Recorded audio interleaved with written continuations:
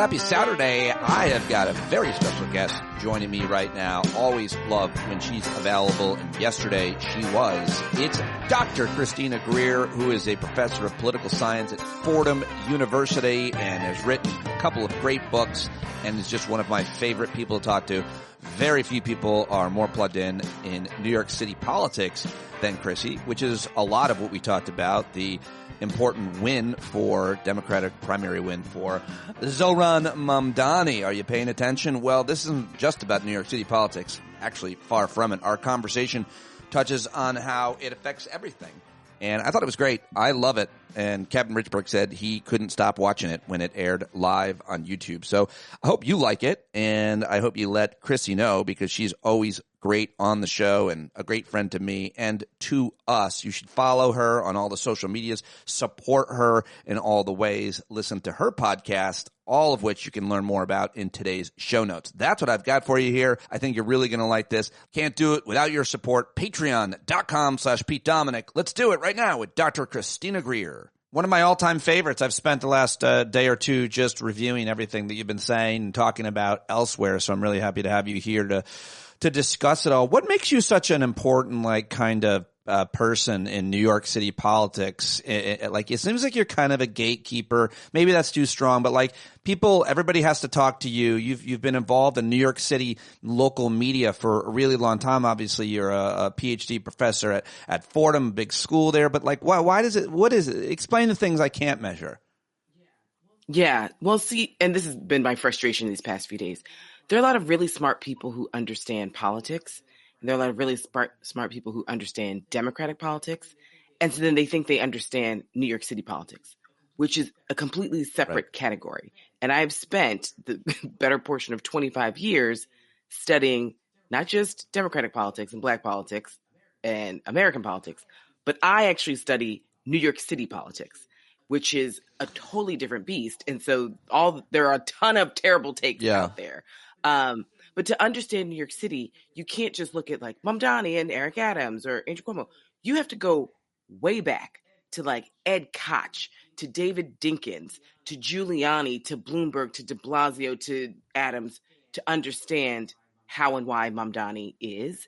You have to understand Mario Cuomo and Albany and Eric Adams and his relationship to Albany and Andrew Cuomo's relationship to Albany to understand this particular moment. So there are lots of people who are making these sweeping statements about, progressive politics and what it means for the country. And it's first of all, we don't even have results. We can make projections about what we will get on July 1st, but most people don't know that you can run on multiple lines in New York City, right? So what's July 1st? It's exactly, right? So many people who are talking about this race. I'm shut up. July 1st is when the Board of Elections actually releases the final tally. That is on Tuesday, usually 10 o'clock or so. And so that's what we're waiting for, because that'll show us all the different rounds. And the reason why that's important is because Mamdani is assumed that he would have done very well with early voters and people who would rank him 2, 3, 4, 5. And it would be Andrew Cuomo barely in the lead, leading into July 1st. Because that was not the case. So it was Andrew Cuomo would have a better election day. Mamdani would have sort of a better July 1st once everything was counted. The fact that Mamdani is so far ahead before July 1st is the reason why Andrew Cuomo was let me get out of here before I embarrass myself. Well, too late. He embarrassed himself a long time ago. But yeah. Despite the fact that everybody that thinks they know a little bit about politics is talking about politics about this election, despite that, I feel like I'm surrounded by Andrew Yang constantly. Just people who were loud and wrong. I'm going to definitely mock up an image. I'll probably take an hour to do it. Just your face, surrounded by a bunch of Andrew Yang pictures. I will have a nosebleed just thinking So about it. Despite that, though, it's not going to stop. But we'll just start here because I want you to take this on, obviously. It won't stop people, certainly Republicans, from extrapolating from this election and making this guy the face of the Democratic Party. Why is that fair or unfair, accurate or inaccurate? It's absolutely inaccurate. I mean, the mayor of New York is an incredibly important position, sure, but that does not sort of become a bellwether for the Democratic Party for the rest of the country. Fine, New York City is definitely not as blue and progressive as people say it is, right? We can be very purple. Don't forget, we had 20 years of Republican mayors, 2 Giuliani terms and 3 Bloomberg terms. We had a 3-term Republican governor in George Pataki right before Andrew Cuomo. So it's not as though we're this like crazy blue liberal bastion of, radical leftist politics by any stretch of the imagination. What it does say is it exposes the real rift within the Democratic Party, which is some people think we should just move to the middle and become kind of Republican light and status quo things. And then others are like, this is actually the time to be bold. And if we're Democrats, we should say we are big D Democrats and try something new. And so it was definitely, for me, I was unsure as to whether the electorate would say, because there's so much chaos and disorganization and ineptitude at the top of our government in Washington, D.C., do you just want stability at home? You kind of stick with like same old 66, right? So Andrew Cuomo, it's not going to change too much and things will kind of remain the way they are. But this, at least, and don't forget, a primary voter looks very differently than a general election voter. But the people who decided to come out in 100-degree heat said, because of the chaos at the top of the ticket, I actually want to hope and dream for something else. And let's be clear, this man has awakened something in the electorate. His ground game was the only ground game you saw for the last 4 months. You did not even know other people were running in the race. You never saw any signs or volunteers of any capacity for any of the other 11 candidates. All right, let's talk about it. Let's get into the specifics of it because I think it matters for the rest of the country. Well, you tell me, why was there so much attention being paid to this election? Because it's the biggest city in the country, because it's because of him. It's the economic epicenter. Yeah. So it is. So where trillions and trillions of dollars pass through every day. It's where global leaders come, right? It's where the seat of the UN. I mean, the mayor of New York City in many ways is an American figurehead. Right. This is why the shakeup with Eric Adams was so catastrophic for a lot of people. But here are 4 groups that sort of decide who a New York City mayor is. It's the business community, you can imagine, Wall Street, right? It's the real estate community, because we know that everything in this city is based on real estate. It's the labor community, right? Labor unions, and it's the Hasidic community, sort of in Brooklyn specifically. And that's like basically a voting block of 30 to 50,000 people. So when you have the business community, I just said trillions of dollars. We've got the real estate community, again, trillions of dollars. The labor community has had a rift growing in the Democratic Party for a very long time, where the brass, the top leadership of the labor community, is actually looking more and more less like the rank and file, and who they tend to want to nominate is not necessarily who the rank and file want. So there's been this growing divide of, so the people at the top saying, okay, we're going to go with Pete, and the rank and file are like, I don't really want when you say the labor community, are you talking about several organizations? Well, and here's the thing. The labor community is so diverse, right? So are we talking about teachers? Are we talking about police and fire? Are we talking about transportation? Are we talking about buildings and welders, right? So like this actually gets very different. And then here's the biggest piece. Listen, he's Obama level talent. You can't deny that, right? And AOC work ethic, right? And you've got the DSA sort of out there working hard. I have issues with the DSA. I don't like the way they talk to Black people. We can get into that. But the difference between, say, an Obama and a Mamdani, and the reason why there's a real freak out, not just because he's born in Africa, in Uganda, and he is Muslim, right? He is the guy who's born in Africa and Muslim the way they wanted Obama to be. And like that, he moved here when he's like 8 years old. Yeah. And his father is a very prominent political scientist. He was at Columbia when I was there as a professor. His mother is obviously a very famous movie director. She directed Mississippi Masala, Monsoon Wedding. So, like, listen, he's not some rando off the street. Like, he has been in global politics conversations at the dinner table his entire life, in a very international sphere. And that's why he's very comfortable and can seamlessly interact with so many different New Yorks. But this is the big piece, Pete. The bigger piece is when people saw Obama and they're like, he's this progressive radical. It's like, no, his skin color is. His name. He is not. When you look at Obama's policies, they are middle of the road. There is no shakeup. The business community had nothing to fear. Mamdani is very different. He is progressive. he is saying, let's talk about wealth redistribution. Well, he is saying tax the rich, and something that Obama never said, but people just sort of saw his skin color and were like, oh my gosh, he's going to move us to the left, which he did not, as we know. Mamdani is saying, well, if you all had these ferries that de Blasio put together that nobody asked for and 10 people use, then why don't we try this free busing situation that, works in parts of Germany or wherever it may be? Affordable housing is a major issue in New York for renters, especially. I mean, it's for the rich whites getting out of control. We were doing well, but we couldn't afford, when we had our second daughter, we couldn't afford nursery school. We had to leave. And that's what we believe. And this is why Bill de Blasio gets elected on universal pre-K, because it's to keep the gentrifiers in the city. So this is where the rubber will hit the road with older Blacks and Latinos who are homeowners. So it's like, oh, so now that I own my home, you all want to start changing rules and make it easier for other people now that half my neighbors got kicked out. So like, these are long historic conversations that a lot of non-New Yorkers don't fully get, because people are like, well, my rent's high in DC or Boston. It's like, no, it's not the same. We have rent control. We have rent stabilization. Those are very different things. We have protections for landlords. But don't forget, if you're a landlord and you rent out a room on your ground level floor, and I'm a landlord and I own a block of apartments, and someone else is a landlord and they own 700 buildings, we're not the same. But those... So when you start talking about, rules for landlords, it's like, what are we talking about here? Because clearly we are very different people. Speaking of very different people, the Black community, with all the caveats about not being monolithic and so on, help me understand Black New York City voters, and help me understand James Clyburn's endorsement. Help me understand Black voters in New York City or in general, and their feelings around William Clinton. Oh God. So here's the thing, Pete, and the collective freak out yesterday of just like, oh my God, he won without Blacks. He won without. He won. Oh wait, what was the?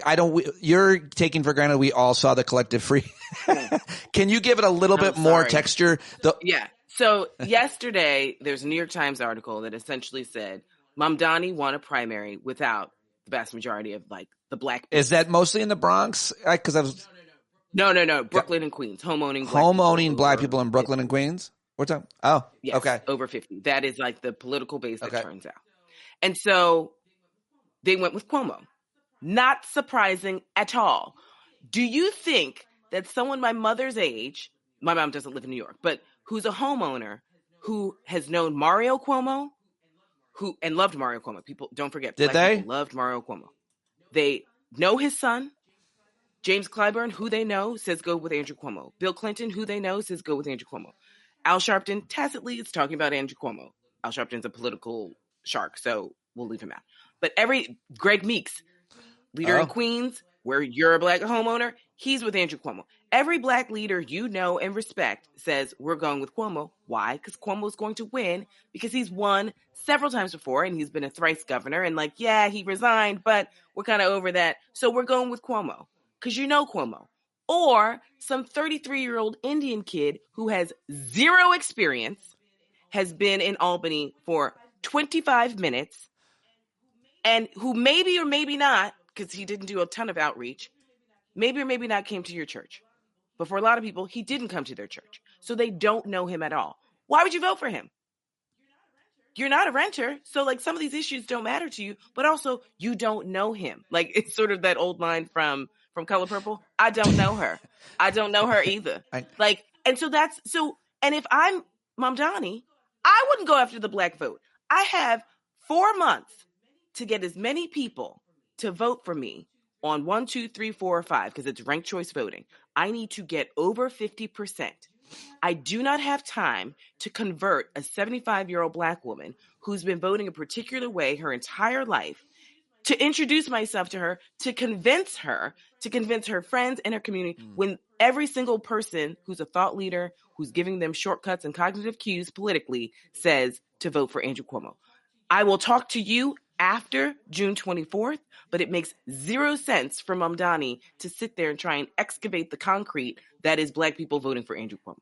Now, when you look at young Black people who are progressive, who live outside of Brooklyn and Queens, they did go with Mamdani. Some of them are in the DSA, the Democratic Socialists of America. Some of them are many of them are renters. And it's like, He's talking my language, right? Affordable housing, after school childcare, free buses. Like, I don't have a pension. I do, like a good city pension. I don't have a home yet. He is talking about the future. DC is crazy. This makes sense to me. So when you look at the numbers, and they're still coming through, but right now, Mamdani did better with, say, he got more votes from Black people than Adrienne Adams, who's the Black female speaker of the city council, who was in it, Zellner Myrie, who's the Black state senator from Brooklyn, and Michael Blake, who's a former legislator from the Bronx. So it's not like he got no Black people, but in November, he's going to need a lot of Black people. Will he get them? Eric Adams is going to stay and do some wild things, which I think he could. It's not going to be easy, but I think he could. Real quick, and he has to actually try. It used to be thought, or maybe you'll correct me on this, that whoever wins the Democratic primary is very likely, highly likely, almost guaranteed to win the general election in November. I feel like you're saying that's not necessarily that is not the case. And that's because even though he's on the Democratic line, isn't Curtis Sliwa on the Republican line? But yes, Curtis Lee was that red beret wearing joke of a man who runs constantly. But in the past, we've had two things. So even though we have multiple lines and people can run as independents, it's mainly boiled down to sort of two people, the Democrat and Republican. The Republican candidate usually gets about 33%. It's symbolic. There are Republicans in the city, obviously, who just will never vote for a Democrat. So you can get by with, 60 some odd percent. It's not a big deal. No one's thinking about Curtis Lee, what he ran last time. This year, it's very different. So the scenario that we thought could and would happen, let's just say on June 22nd, 2 days before the election, is that Cuomo would narrowly win or narrowly lose the Democratic nominee. Cuomo has created his own independent line, like the Fight and Defend Party or something like that. Freedom and Defense Party. Some nonsense. You can just name it whatever. So the theory was Cuomo would run on his independent line. Mamdani would run on the Democratic line. Eric Adams already took himself out of the Democratic primary when he was going through his legal troubles and indicted. And so he has his own. He's still running. He's absolutely in it. He's absolutely in it. The Post and the Wall Street Journal are behind him right now. And then there's Sliwa on the Republican line. So in the past, it was like Democrat versus Republican. One of them would win, right? And don't forget, we had 20 years of Republican leadership as the mayor of New York City. So it's not fait accompli that it's the Democrat. Now that Cuomo has utterly embarrassed himself and, the old folks, you should say, Mamdani beat him like he stole something, right? So he still could run if he wants to. He probably won't. Don't forget, he's 67. So if he became mayor, he'd be the oldest mayor in the history of New York City. We've had 110 mayors. So he would be the 111th oldest mayor. If Mamdani wins, he'll be the second youngest at 33. However, in ranked choice voting, which is in the primary, you have to get 50% plus one to be declared the winner. So on July 1st, we'll probably see Mamdani 50% plus one. In the general election, it is literally first past the post, as we call it in political science. The person who gets the most wins. And that means if there are tons of other people, and there's this lawyer who's like bad attitude, hothead, but he's also running as an independent. Total no names guy named Jim Walton. Nobody knows who he is. But for someone who's like, let's just say Cuomo stays in. I don't like Cuomo. Me Too, nursing home, COVID stuff, He's whatever, bad attitude. That part. I don't like Eric Adams. Curtis Lee was a joke. Mamdani scares me. You've got this guy, Jim Walden, who's like, hey, I'm a lawyer, super well respected, terrible attitude, just runs hot. We interviewed him for this editorial board that I'm on. You can look at New York editorial board. It's on Substack. But if you don't know him, it's like, okay, well, he seems like a normal middle-aged white man with, a nice pedigree. So he's an option. So the votes are going to be diffuse. That's whether Cuomo's in or out. And Pete, that means, let's just say someone gets 26% of the vote and all the other votes are divided by all these other candidates. And those are just the top 5 that I'm talking about, not just randos that are on there who run all the time, who just make it onto their independent line. That means we could be electing a mayor of New York City with like 26% of the vote. Because if everybody else gets under 26%, then fine. Okay. All fascinating. And specific to New York, obviously. Just real quick, you mentioned the Hasidic community. They vote as a block. It matters in Brooklyn, and certainly the case here in where I live in Rockland County, New York 17. That's the case as well. You really got to get them. They vote together, as do a lot of unions and others. They do what they're told. They vote for a certain candidate, but. Yeah, I looked at the map, I think, the day after the primary. It looked like the Upper West Side, where I used to live, which has a lot of Jewish folks, that they went for Andrew Cuomo. My question to you is, like, are Jewish voters, whether they are Hasidic, Orthodox, which is, very religious fundamentalists, or liberal and secular Jewish voters, going to get behind Mamdani? Because that was a really interesting, it's been an interesting campaign as a result of him being Muslim and all of the history around all of that, the way that he has been demonized, and characterized, and so on. I'm not sure what is accurate in terms of what he said or felt, but it did seem like that moment on CBS with Stephen Colbert, he was pretty articulate and granular in his feelings about Israel and the rise in anti-Semitism. I don't know if that wins him anybody, but what will change with Jewish voters, and what are their thoughts about Mamdani now? Right. So the Upper West Side doesn't surprise us, right? Because they're going with who they thought was going to win, and they know Andrew Cuomo. Yep. And so that's fine. And obviously the Upper West Side is definitely not as liberal as people like to make it seem. I think Mamdani has been falsely, accused of being anti-Semitic. I think it's just during the second debate, every candidate was asked, where would you go immediately after, what's your first international trip as mayor? Everyone said Israel. I thought that was a pandering response. And he was like, I'm mayor of New York City. I'm going to stay in New York. Now, he's doing a few things to combat that. That's a funny answer. Right. And then, of course, they double down. It's like, do you support the state of Israel? It's like, calm down, right? I mean, he can be the mayor of New York City and not want to go to Israel as his first order of business. So a few things. He and Brad Lander have co-endorsed one another. Brad Lander is Jewish. Brad Lander has a lot of respect within the Jewish community. Brad Lander serves in many ways as a proxy of, this is my Muslim friend who's not anti-Semitic. I do think that work? Even though we live... I think it is working. It's going to Does Brad Lander have he has the support of a lot of the Jewish community? All right. Yes. Yeah. People are mad that he used to be way more progressive than he is, but it's like, he's running citywide. Give the guy some break. That's who I endorsed when I was part of that New York Times 15 New Yorkers. I saw that. You looked like you're such an upper crust elitist in your picture. Yeah, of course. That's what everyone thought it was. So another thing. I think, even though we live in like a soundbite world and Mamdani is incredibly good on social media, I think that he needs to have the equivalent of a Barack Obama, Philadelphia, Frederick Douglass speech, where he contextualizes his opinion on Israel and Palestine. He doesn't change his opinion. He doesn't shift, but just to sort of let me answer all of the questions I keep hearing and these accusations and put it to bed. Because don't forget, that's when Obama was like plagued with Jeremiah Wright and race and all this. And it's like, let me just walk you through who I am, how I feel, and it's off the table. So we can just stop sort of assuming anything about me. That's just my personal opinion, whether he'll do it or not. But I think that he actually could do it and could do it really well and actually voice the opinions of a lot of people, especially young people who are like, I don't actually support what Israel's doing in Palestine. And also, I'm not an anti-Semite. And so he's gotten younger Jewish voters who are very nuanced about that. He just needs to work on some of the older Jewish voters who I think are more susceptible to listening. Whether or not the Hasidic community feels that way, I can't call that one. The running joke in the 2021 election, because certain leaders endorsed Andrew Yang in the Hasidic community. And that was a huge endorsement that he got. There was a lot of work that went into that. But as we got close, and Andrew Yang sort of imploded. Why? Because he knows nothing about New York City. But as we got closer to the election day, the running joke was, Andrew Yang's party was, in one borough and Eric Adams' party was in another. And the Hasidic community, the leaders, were essentially on the bridge waiting for the results to be called. And when it was called for Eric Adams, they went one way on the bridge.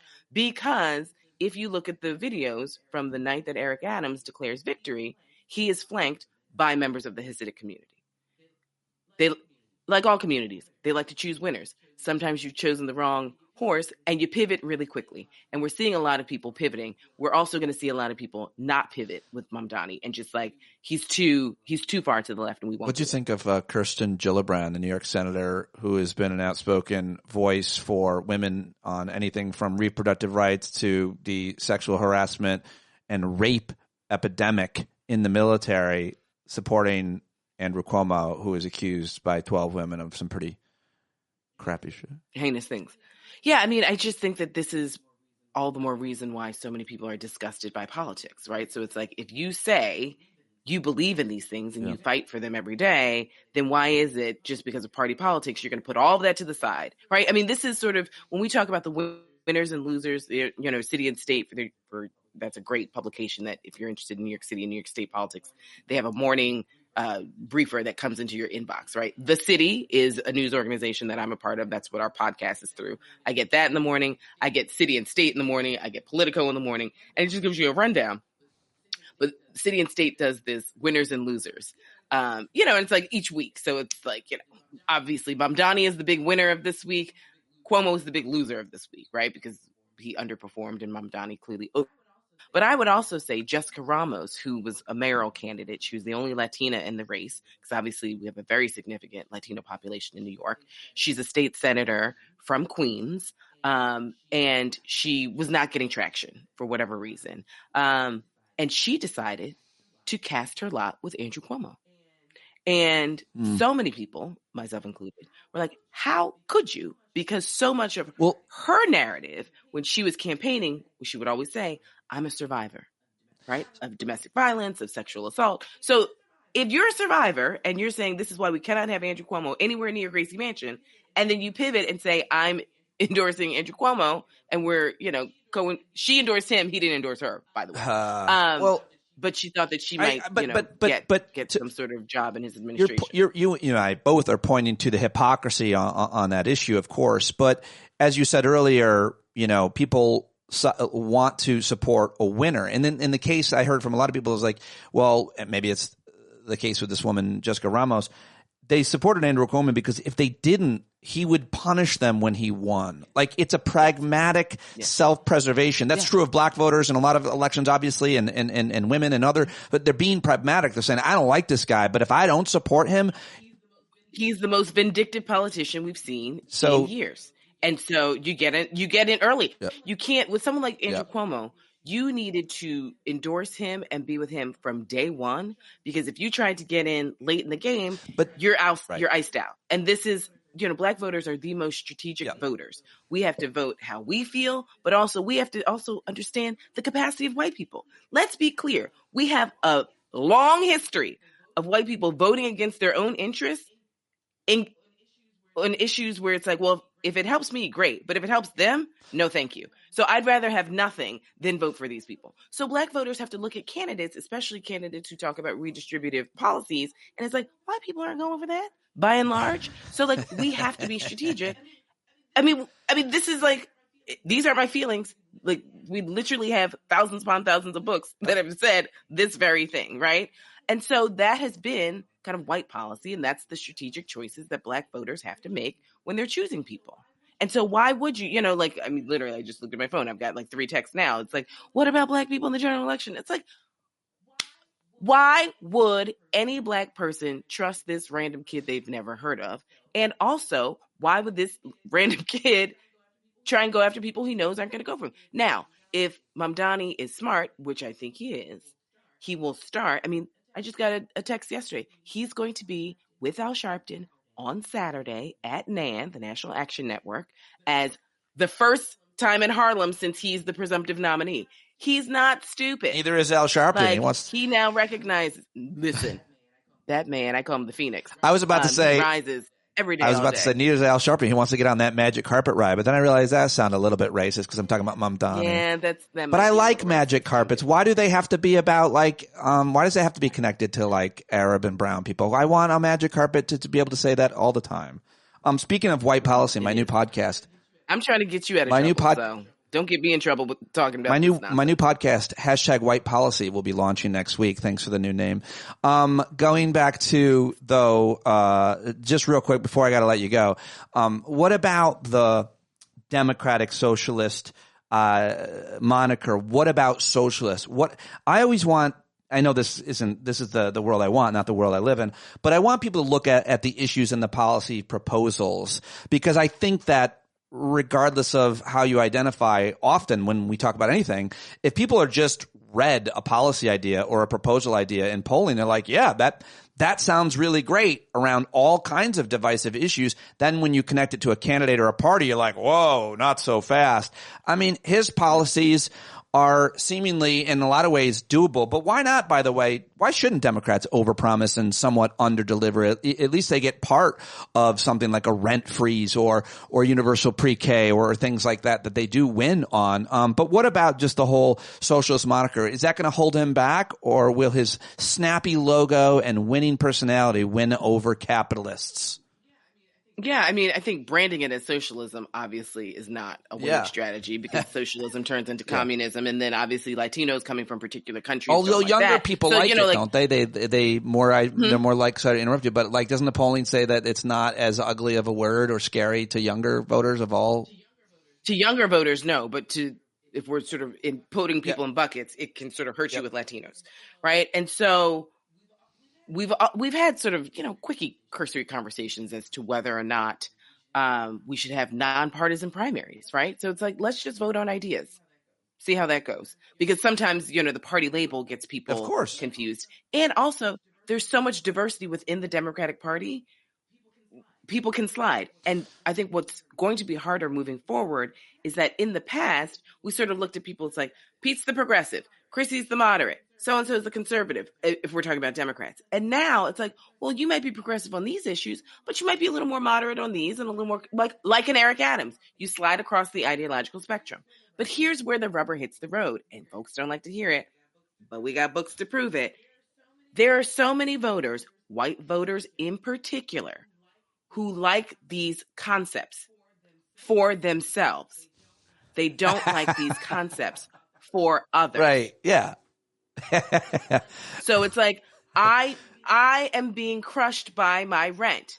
I need rent relief. Affordable housing should be real.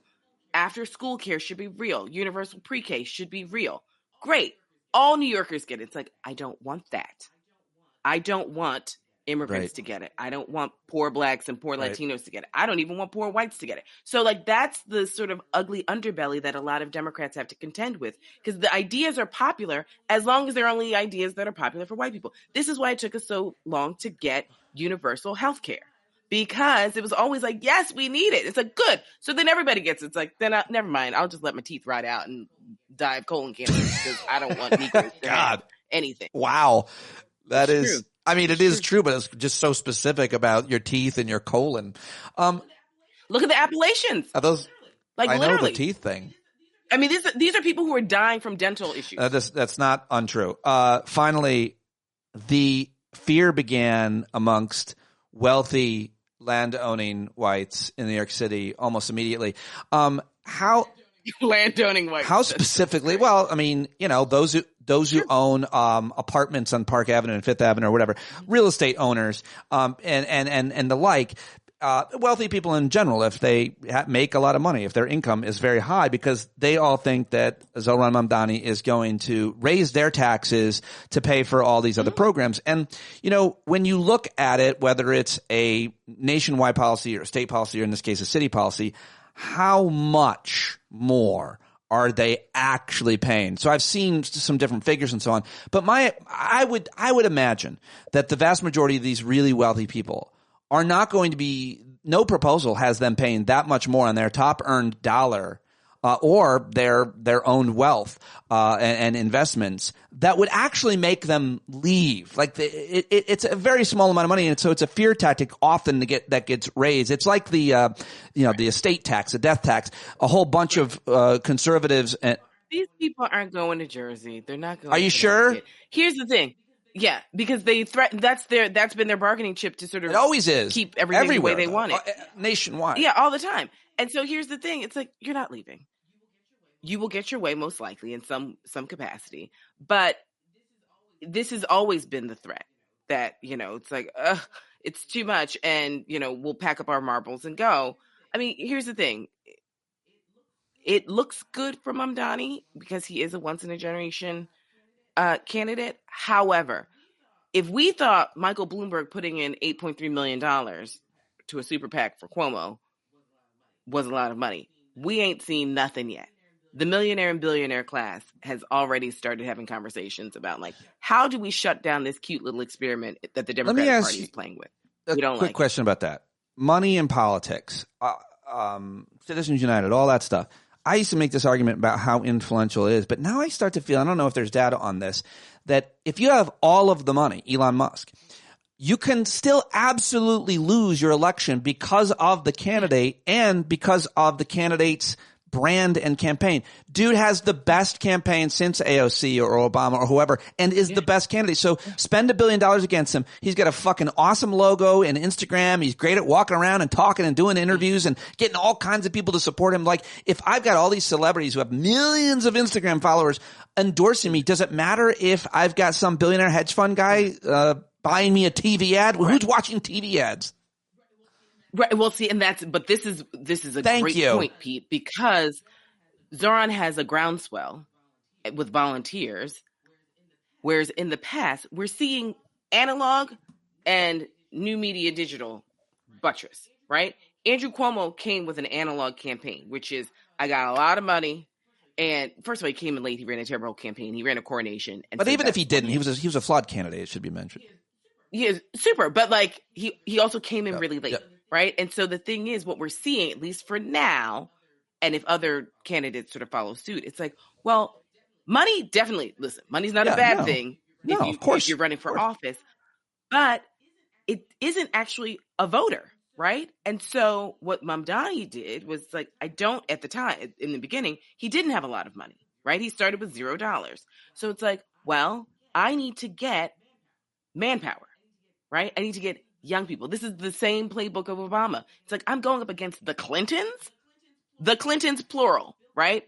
Bill Clinton, who has a Rolodex since his days in Arkansas. Obama, you were a senator for 20 minutes before you ran for the presidency, literally. So it's like, right, I need young people who don't have kids, who don't own, right? Who have jobs that, are a teeny bit flexible, whatever it may be. And that's actually how you do it. Now, how Mamdani utilizes the summer when people are outside, right? He walked the length of Manhattan to talk to people. Andrew Cuomo on a hot day, on the hottest day, people in his car, because it's like, I can't even be talking to these voters, right? Mamdani's on the subway talking to people, right? Andrew Cuomo couldn't tell us the last time he was on the subway. So these are the differences where actually, if it's about turnout, this matters. This is also youth versus age, right? Andrew Cuomo was thoroughly disinterested in doing the hard work of campaigning. So how campaigns are run right now, we're in this moment of a shift. And it's not just the shift in the candidate selection and the messaging. It's also the shift. Like, I'm teaching a campaigns and elections class. How I teach it and I usually try and teach it during election years, no matter what kind of election years. So I haven't taught it in a few years.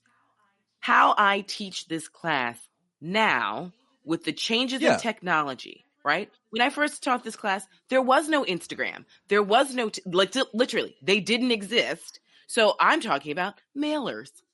Let's talk about mail. Right. No, I mean, let's talk about the TV, not the ad that pops up while you're on Instagram. The biggest sort of crazy ad that I talked about was the one where you could get an email when Obama was running the second time, and I would type in Pete, right? And so there was a man that would sort of say, like, hey, Pete, you didn't vote. If you don't vote, Pete, Obama could, not win re-election. And it's like, it was so, antiquated, but it was super cool because they were saying Pete's name. Now, people have made songs already, right? I mean, let's put it this way. My therapist many, many years ago said that you need to have your own friend groups in every single age group, every single age decade, right? 20s, 30s, 40s, 50s, 60s, 70s. And if you're lucky, 80s and 90s, which I genuinely try and do. These are not my parents' friends. These are my friends, right? I have like my ladies who are 70-something years old. We have Zoom meetings. It's great. And I'm the cool, hip, Chrissy, and I'm the one who calls Ubers when we're together, and I'm the one who knows all the things, and it's so great. And when I'm with the people in their 30s and 20s, it's like, I'm sorry, young whippersnapper. What does this mean? I mean, I was with someone, and it said, we were talking, someone in their 30s, and it's just like, oh, let's exchange information. It's a politics conversation we're having. And I was like, oh, I'm fiddling with my phone. This man takes my phone and in literally 3 seconds has all of their, because I'm backspace, my nails. Like, it's just like, no. Name, phone number, email, coordinator's name, all the things in my phone sent to me, and also has sent me a message to them. And I was like, right, I'm not ready. So I think the difference also is when you think about someone like Michael Blake, who's like his early 40s, Zelner Myrie, who's 38, Jessica Ramos, who I think is like 38, 39. I was talking to a journalist the other day. There's a difference between 38 and 33 technologically. And I think that Zelner Myrie and Jessica Ramos had, young campaigns, sure, but that's not the same as a 33-year-old who's doing like the Subway Series talk on Instagram that I can't remember the guy's name, Kareem something. My niece immediately knew. My niece is 20. Yeah. Immediately knew who he was. And I was like, oh, I've seen him. I like it. Hot takes, right? Unpopular opinions or whatever it may be. So I was like, right. I saw Zoran on, Breakfast Club. I don't get down with Charlemagne. However, that's a huge audience, right? I mean, he's with Miro, like all these things that matter, whether these people are going to vote or not, at least they know. The final point I think would have to be for him or any other candidate. It's one thing to leverage all this new technology and have lots of followers or have friends who have lots of followers and be able to cut through to every generation wherever they're at, TikTok, Instagram, or PBS. But when you're as smooth of a character as this cat is, he's like AOC. He's like think of other men, think of other women, whoever you want, but like the dude can go anywhere. I think Pete Buttigieg is good. He can go in any space, from the Breakfast Club, from a black space to a white space, from an internet space to a town hall, and he can meet people where they're at in such a charismatic, likable way. That's what this guy seems to have. And well, I will say this. When he was on my podcast, and we were talking about this, he was a rapper before. He really was a rapper, or he did a rap? Like he actually was. No. Okay. Like he was like trying to sell CDs, right? And so he was telling us, he's like, listen, when you're, and he was in Kampala at one point, I guess it was summer or whatever, but he's like, when you're trying to like get people to listen to your music and like buy your CD, it's like there's a certain level of like unabashed sort of like shamelessness that you kind of have to have horrible. When you're trying to sell a product, right? Where people are like, get out of my face, I'm going to work. And it's just like, okay, you don't take it personally. It's like, you have a great day and you keep it moving because you're trying to sell these CDs. He has that sort of like work ethic, if you will, of like a struggling musician, which we've seen, right? Those who make it and those who don't. And he's pivoted. And I mean, let's be clear, like he's been in international conversations for a very long time. And New York City is the most international city of the nation, where you're going to buttress a lot of people of a lot of different, I don't know what his class diversity is, but like he definitely is very comfortable around different types of people. And we've seen a lot of candidates where it's just, they're not. Oh my God. You can so tell. I mean, you can tell when men are uncomfortable with women, much less like class and race. Like now it's like, I don't think that guy, But the biggest thing is that men do, and I used to sort of be like a good girl and like help them, but now I refuse, and you can just watch them drown. Men who don't know what to say want to just talk about kids. So do you have kids? And before I used to like sort of be like, oh, my nieces, because I love my nieces, right? And I just sort of in general or in political conversation, like on the sideline of a like where in general. Like we should be talking about adult grown stuff. But because I'm a woman and you don't really know how to connect, it's like, let's just talk about kids. And so now I'm like, nope, I'm child free. I like to drink and go to Europe. You usually, when men start approaching that conversation, don't you usually say, I hate them. I hate kids. I hate the sound of them. I hate the smell of them. No. But before I used to like always just pivot and like talk to my nieces and then we do this comparative analysis. And now I'm like, no, I'm child free. I like to drink and go to Europe. What else are we going to talk about? What do you think is the best thing for men? And then are we still talking about politics or are we talking in general? Like you meet. No, I mean, it's just, hey, you can talk to women about intellectual topics the same way you talk to men. Like, especially when I'm talking about kind of like this. What do you think about green room that we know? What do you think about a man of a certain age bringing up menopause pretty early to a woman of a certain age? What do you think about that? I don't know. I'm here to talk about it. I'm like, we should be. I told my mother, I was like, I'm bringing a class action suit against every woman born before the year 1955. You all said nothing. Maybe you told me about that. how crazy this Either you era told me that, is, and nobody's in the same era. Like, we're all going through different things. Either you told me that, or if some other woman told me that, it's even more frightening because it's a collective view that women of this generation, of our age, between let's say 40 and 55 or 60 or whatever, like we're not told about or educated. It was something you didn't talk about, and now we need to free the menopause. Yeah. Well, I mean, listen, some women are burning up hot. Some women are freezing cold. Some women have zero sex drive. Some women have the sex drive of a 14-year-old boy. Like, some women feel like they're going crazy. Other people have memory loss. Like, other people have hair loss. My nails are growing like a raccoon. Like, I have to get them clipped every month. I'm like, I've never had long nails before. And now I'm just like running around. I'm like, what is happening? Some people lose weight. I'm like, this is not my fighting weight. How all of a sudden am I like not eating and I'm just like gaining weight? Like, hormones are everywhere. So, people aren't talking about this stuff. And I think more and more women are like, yeah. Do you think it's weird that I walk up to women of a certain age and just like, what are your progesterone levels? Do you think that's too much? Because you're a weirdo. But I mean, also this is, being in your 40s is also such an interesting age group because you have women who are still trying to have kids, right? So it's like IVF and like really, really trying. You have women who are like, oops, how did I get pregnant? I'm 45. Like, then you have people who have kids who are going to college because it's like they had kids super early. Knock on wood, I have both of my parents. You have both of your parents. We spend as much time with them as we can. I know you and your dad have like, fun times in nature. I have some friends who have no parents. Most.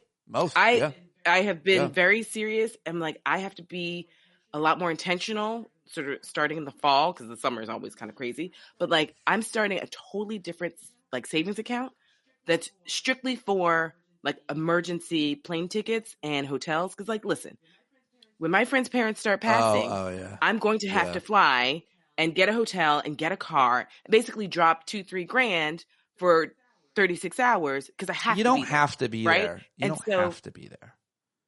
But you have to be there. But you don't have to be there. I mean, that's a lot. That's so thoughtful that you would actually even think about doing that. But certain best friends, absolutely, because their parents are like, you have so many. You have so many friends. It's so hard to compete with your other friends. There's no I'm just like a parent. I have love. I have enough love for everyone. I do. But it's like, listen, I told you, I'm a vacation consultant. I am a wedding planner. I'm a divorce Sherpa, but like, I'm really good at a funeral too. Cause it's like, the goal is to have you think about as little as possible. That's very thoughtful. That's a very thoughtful. I told you when my bestie's mom's passed and I was like, your job is to carry the urn in the car. I do everything else. The day of the funeral, I'm washing the car. I'm washing the clothes. I'm ordering food. I'm getting everything together. I fall down her stairs. Shake the entire house, like wipe out, total wipe out. I'm still feeling the effects of it, but the adrenaline was so much. If it were any other day, I would be like, let's swing by the hospital because I jacked. You rolled out and just carried on. Hey, listen, she came out of the room. I was like, girl, we don't have time for this. I'm gonna go bury my mama. I was like, I know. I like jumped up. I'm like, Chris, we don't have time for this, Chrissy. Get up.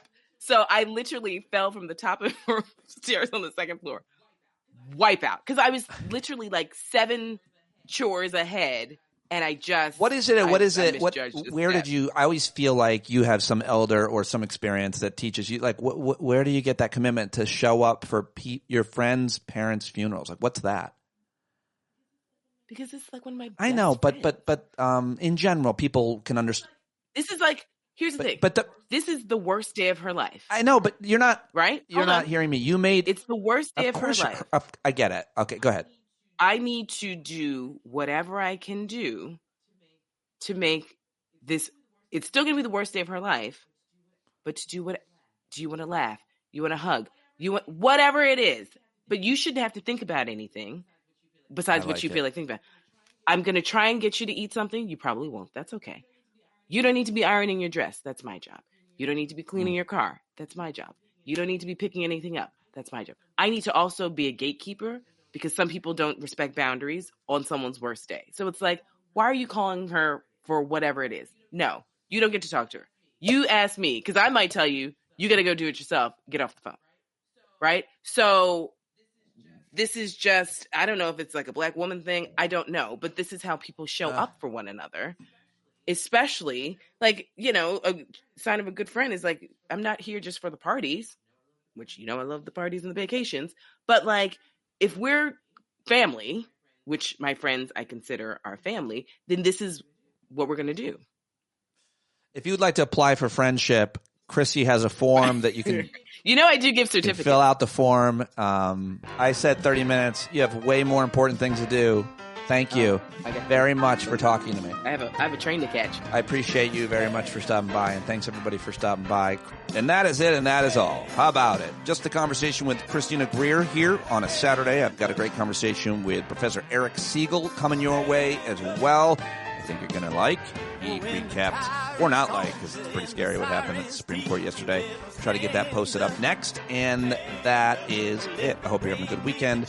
Thank you for listening, for your support. Tell your friends. Patreon.com/Pete Dominic. John Carroll is a Grammy Award-winning singer-songwriter, founding member of the Starland Vocal Band, still out there on tour, just dropped a new album at johncarroll.org. Go get it right now. And be good to yourself. Be good to yourself. I'll talk to you tomorrow.